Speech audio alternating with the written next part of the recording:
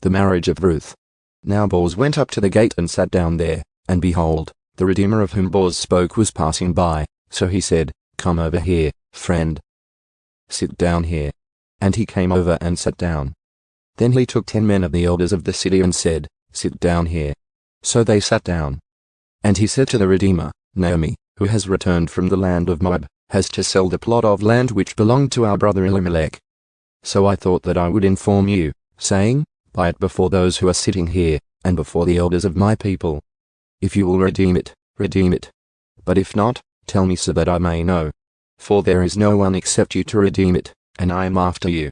And he said, "I will redeem it."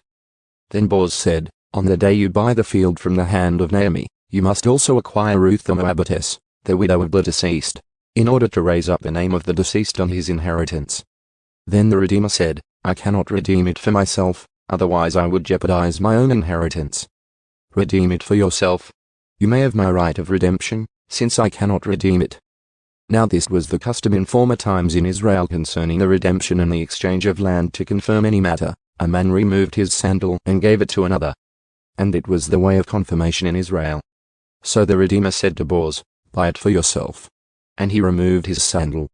Then Boaz said to the elders and all the people, "You are witnesses today that I have bought from the hand of Naomi all that belonged to Elimelech and all that belonged to Chilion and Mahlon. Furthermore, I have acquired Ruth the Moabitess, the widow of Mahlon, to be my wife in order to raise up the name of the deceased on his inheritance, so that the name of the deceased will not be eliminated from his brothers or from the court of his birthplace. You are witnesses today." And all the people who were in the court, and the elders, said, "We are witnesses.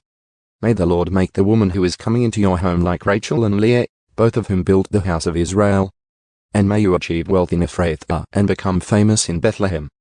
Moreover, may your house be like the house of Perez, whom Tamar bore to Judah, through the descendants whom the Lord will give you by this young woman."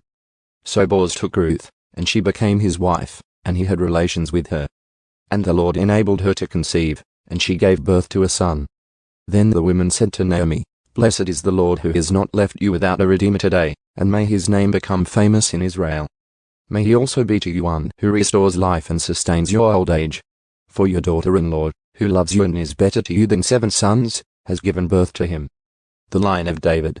Then Naomi took the child and laid him in her lap, and became his nurse. And the neighbor women gave him a name, saying, "A son has been born to Naomi." So they named him Obed. He is the father of Jesse, the father of David. Now these are the generations of Perez. Perez fathered Hezron. Hezron fathered Ram, and Ram fathered Amminadab, and Amminadab fathered Nahshon, and Nahshon fathered Salmon, and Salmon fathered Boaz, and Boaz fathered Obed, and Obed fathered Jesse, and Jesse fathered David.